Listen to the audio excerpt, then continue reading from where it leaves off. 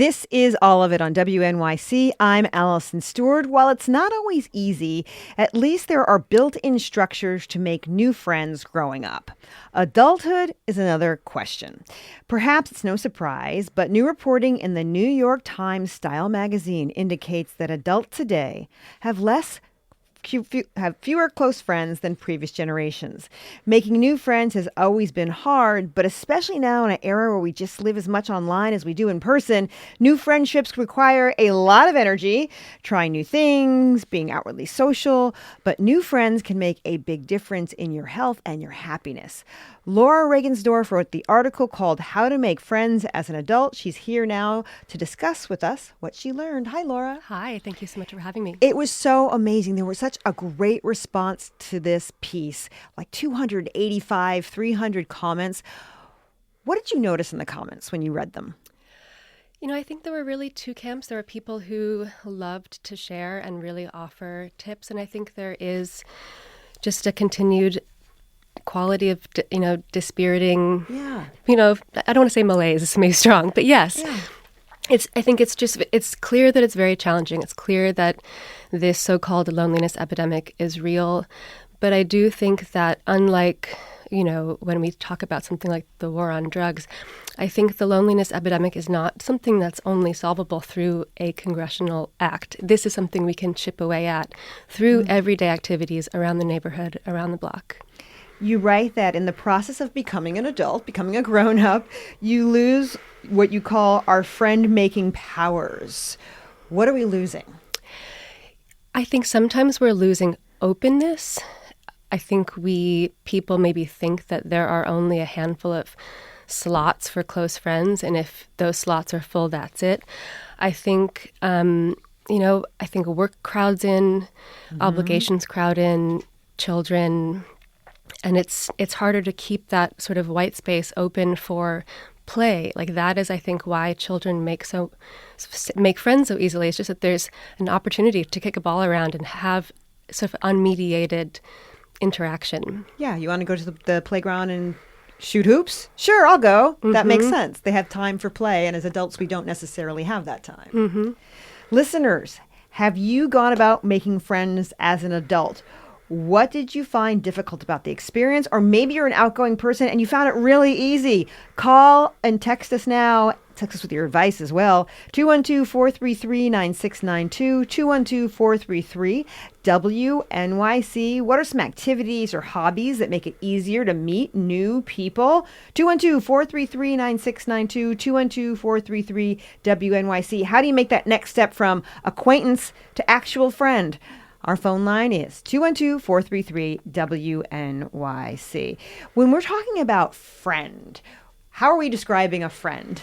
This is a great point. I do think that we sometimes hew to a too narrow definition of who a friend is. And I interviewed the musician Lucy Dacus, and she really seemed to speak about friendship as more like an underline, like a through line for all of our relationships. All of our relationships should be built on friendship. And that can be a romantic partner, that can be a neighbor, that can be a bandmate in her case. And I think if you start to approach all of these interactions as various kinds of friendship, the world unlocks a little bit. I did wade into the comment section of the Times, and one of the women was speaking about 50-second friendships, which I just think is such a beautiful concept. Like, we in New York often hear people talk about that idea of picking up the stroller, getting out of the subway stairs. Right. All of these little gestures that just like grease the wheels of life. And I think if you start thinking about, that person you see on your dog walk as a kind of friend, and the person at the coffee shop who knows your name as a kind of friend, then, we're just tilling the soil in a better way, I think. Yeah, that goes to one of the things you talk about in the article. Another good way to connect with people is that next level of thoughtful. What's an example of that next level of thoughtful? We talked about taking the stroller down the stairs, but would the next level of thoughtful be, hey, I know a good babysitter? Yeah, I mean, I loved the chef and writer Julia Sherman had such a great tip. She was saying, every time she interacts with someone, there's usually 10 follow-up bullet points that she has in her mind. And it's like, oh, we talked about that play that I wanted to go see, the babysitter, the new bakery that opened up that I mentioned. And she, if she doesn't already have their contact information, can use that as a way to say, oh, let me get your number. I'll send you all those things. And then it kind of makes it an easy way of brokering communication.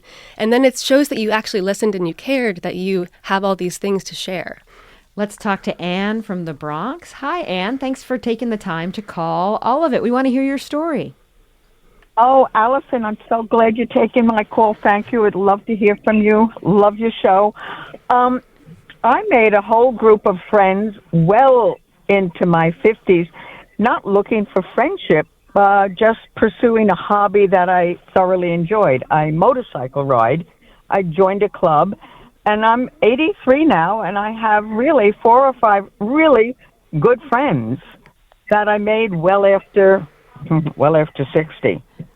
But I think if you just pursue your own happiness, you find people that enjoy what you enjoy, and then consequently, you will enjoy their company. That's a wonderful story. Thank you for calling and sharing that.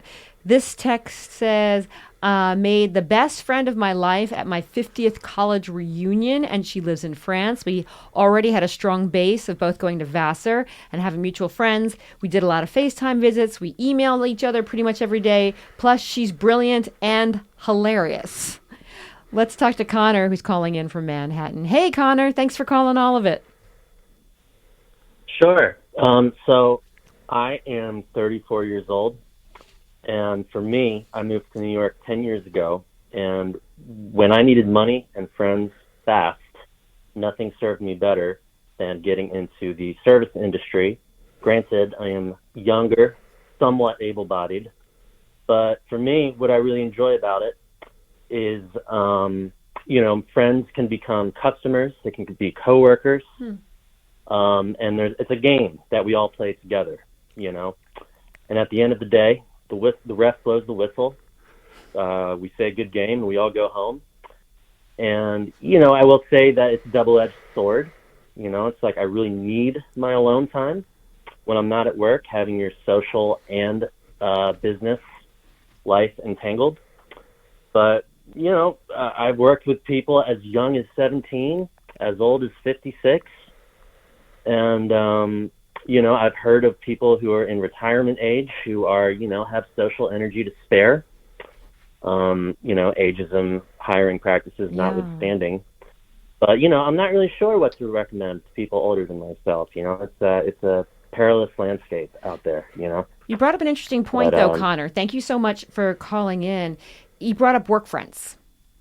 And Laura Regensdorf, my guest who wrote the piece, How to Make Friends as an Adult.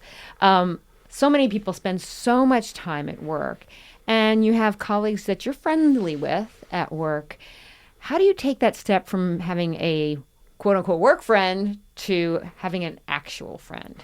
I mean, I did speak with the artist Tino Segal, and he did, it was in the section of the piece that I said tune into intuition, and he was talking about how you meet people in your work life and your professional life, and in his case, he is kind of a public figure, and some people will see you as a figure, and some people will see you as a human, and it's really tuning into who do you vibe with, who sees you for who you are, stripped away of everything else that you bring into the room, and like listening to that, really tuning into that is a good navigation tool.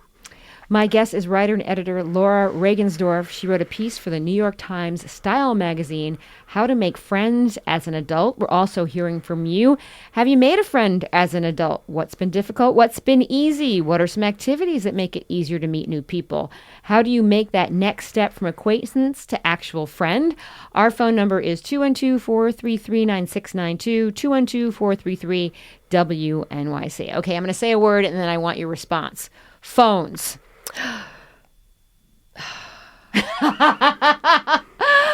Are phones a good thing, a bad thing? I mean, I think I think there has to be some time where they truly go far, far away. I mean, I think when you think about going to a dinner table with a friend, and if you're friend is checking the phone all the time. It is, even if it is like a reasonable thing, like their babysitter needs help or something, it is like a psychological disruptor, but at the same time, I think about how many years ago, I took a solo trip to Berlin and Copenhagen, and this friend who I'm actually no longer, we're not in touch anymore, but he connected me with this lovely woman who lives in Hamburg. She runs this beautiful arts organization there. And because of the phone, because of WhatsApp and Instagram, this woman and I are still friends, like almost 10 years later. And so the idea that you can meet someone in real life for a coffee and then have these little breadcrumb trails that nourish the friendship, and then eventually you blurb their book, or they're in town and you see them again. So the phone is not all bad. Yeah, I made friends 25 years ago in Prague by myself. English at the time, it was highly overstated how many people spoke English in Prague. And they put me at a table with Stephen, who is another English speaker from the UK. And he was traveling by himself. And we just got to talking because we hadn't talked to anybody for days. And we have maintained a friendship ever since that day. And he lives in the UK. When I go to the UK, I visit him. When he comes to the States, he brings his daughters here. And we were able to do that through the phone, but we met in real life. Yeah. And I think that was the difference. Yes. There has to be a continued grounding. It's almost like you need to touch earth. Let's talk to Melanie from Sparta, New Jersey. Hi, Melanie. Thanks for calling all of it. Thank you. Hi. My name's Melanie. I'm from Sparta, and I love music, and I love going to concerts, and I'm a big Brandi Carlile fan, and I'm part of the Bramley. And when we get together in the New York tri-state area, or if Brandy's around, I throw my name out there in the hat and say, hey, I'm looking to go to a concert. Does anybody want to join me? And last year, when Brandy was at SNL with Elton John, I was lucky enough to get online and get a ticket to sit online, to hopefully sit on the next line to get in. And I posted, hey, I need a +1. And this beautiful woman from Connecticut was blowing up my phone. Pick me, pick me, pick me. And I answered the phone. And we've been friends ever since. I told her, meet me in Manhattan. Tell me what you're wearing. And let's get online together and see if we can get in. We ended up getting in. Was a fabulous experience. We got to see Brandy, we got to see Elton John, and we've been friends ever since. And we go to concerts, not just Brandy, but everybody. Sarah McLachlan, I'm with her. So many good times. Melanie, thanks for sharing that. You know what? Melanie brings up an interesting point that was in your piece. You need to be open to more friends. How can we have a more open mind to being friendly and being outgoing? She didn't even know this person she was going to go to see the concert with. I mean, I do think that you should have, maybe it isn't always going to work out this way, but if you approach your interactions as avenues of possibility, that is really special. Even if it doesn't turn out well. I guess it's the same thing as, Aminatou Sow, the writer and author who I interviewed for this piece, brought up the similarities to dating at times. And so that this is a thing people say with dating, that even a bad date, you might learn about a great artist on a bad date or whatever. Yeah. But the idea that there are going to be new pathways made in your brain based on a conversation you have. And I do think the point about getting 2 tickets and finding a person for the empty seat is always going to be an interesting path. I bought a ticket off Craigslist last week for a show at BAM, and I don't necessarily think that person and I are going to be friends, but we had a great conversation about his travels in Cuba, and it was an interesting thing. Well, let's say you thought you were going to be friends with this person or any other person. One thing you say in the piece is you have to keep the momentum going. Will you explain that a little bit? How do you keep the momentum going? I do think that oftentimes there is a volley of invites back and forth. I also think that sometimes it's little gestures. Aminatou Sow talks about romancing your friends and how if you go to lunch with a friend and they drop a little restaurant postcard at the check, she takes that and mails it back to that friend as like, remember this lunch we had, it was so fun. Little nice. things that, arrive a few days later, and it's just a fun gesture. Everyone loves a postcard. And I mean, I have a postcard pen pal that I met 10 years ago at a press preview for a museum show, and we just occasionally text, but mostly it's about an occasional postcard in the mail, and it's just a beautiful gift. But like they're just little nourishments. It's like fertilizing plants. Let's talk to Andrew. Hi, Andrew. How are you doing? Hi, fine. How are you? I'm doing well, sir. The conversation was very, first time I've ever called, and it hit me right away. I lost my wife 9 months ago to cancer, 68 years old, and moved into the city like 10 years ago. And all of our friends were from Westchester, where we moved from. So I had to come up with, going out of my comfort zone to push myself out there, to meet new people and do new things, and to find out actually who I was, since we were married for almost 43 years. So it was a big commitment to looking for friends and finding and being amused by, hey, why don't we go out to dinner? Well, I can't go out to dinner. My wife and I are doing this, but now I have breakfast buddies that we see once a week, and we sit down and we just talk about our lives and maybe get together for a show or something. But it started out, you have to put yourself out there. You can't feel like, oh, they're not interested in me because they didn't answer the phone this time. Yeah. You really just have to be available and, willing to meet new people. Yeah, Andrew, we wish you the best, and we hope you make lots of friends. Laura, I did want to follow up on that with your advice that we should encourage people to be cringe in a way. Explain people why it's important to be cringe. Yeah, this was a quote from Aminatu, who she was just like, you can either put yourself out there, or you can either be. She said you can either. I forget the line, but yes, the answer is put yourself out there, gather people who you love, and I think there's a misconception that if they say no, it's rejection. Rejection, I think, is maybe the wrong word for this. People, yes, are busy. Sometimes you're in a moment of introversion and you need to hibernate, and you're not in the spirit of saying yes, and that's just how it is. And I think it's just keep asking, keep inviting, keep letting people in and seeking people out. And it's okay if it doesn't work out. Mm-hmm. That's the other part of it. Yeah. Let's talk to Peter on line 10 from Woodbury, New York. Peter. Hey, how you doing? Doing all right. What do you say? Well, I got into doing community theater probably about 10 years ago, and I'm pushing 70, and I have made so many new friends doing something creative like community theater, where you're working together. You spend 2 months rehearsing a show, maybe 3-4 nights a week. You do the show, you have the cast party, and it's been absolutely amazing. I have made some really, really great friends doing this. Thanks so much for calling, Peter.